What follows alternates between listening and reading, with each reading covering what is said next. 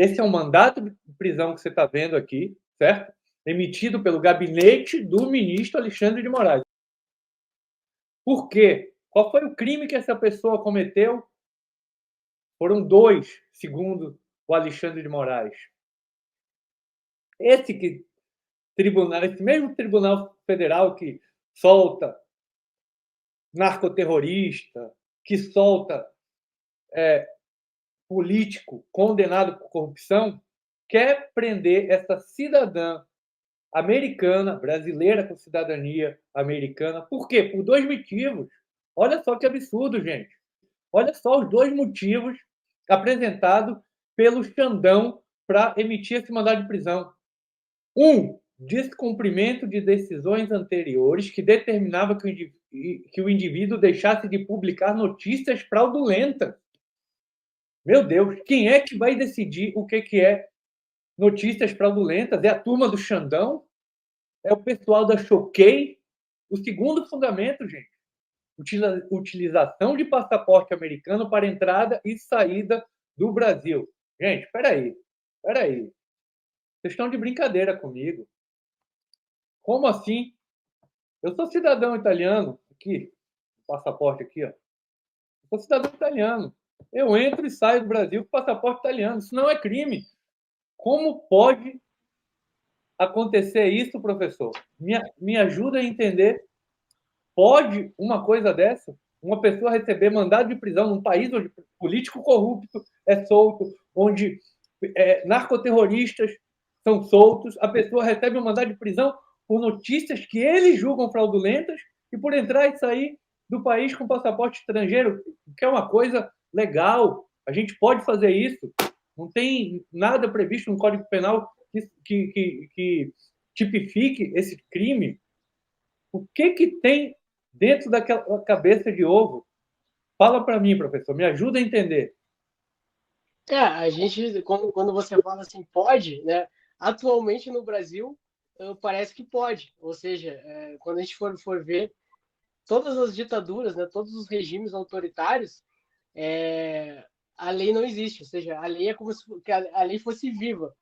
Conforme os fatos vão acontecendo, né, o ditador ali, o soberano, ou qualquer nome que você possa dar para o cara que está ali, que detém o poder, que está no comando, ele vai decidir da maneira como ele quer. Ou seja, a nossa Constituição, né, as nossas leis já foram rasgadas no passado.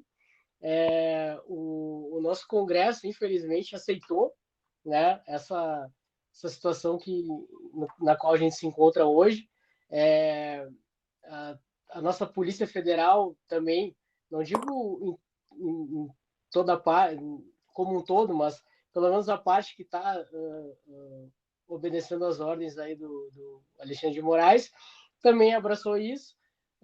Então, aquilo que eu digo, constitucionalmente, legalmente, não pode, não existe crime tipificado em qualquer lei brasileira sobre espalhar notícias falsas, sobre desinformação, sobre fake news. Isso é uma matéria que, se, né, um dia, e eu creio que é muito temerário você fazer uma legislação nesse sentido, né? Sou totalmente contra.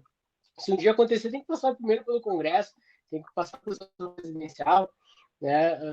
O que acontece hoje em dia é da cabeça do juiz, né? O Moraes decide, não, isso aqui é falso, isso aqui é verdadeiro, isso aqui pode, isso aqui não pode, manda prender. Com relação ao fato dela ter saído do Brasil sem usar o passaporte brasileiro, também eles estão criando, né?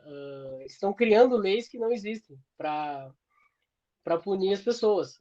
Isso é típico de uma ditadura. Então, quando a gente fala que o Brasil hoje em dia vive num regime de exceção, né, controlado principalmente eu costumo chamar de juristocracia, ou seja, o judiciário ele avançou todas as fronteiras que tem.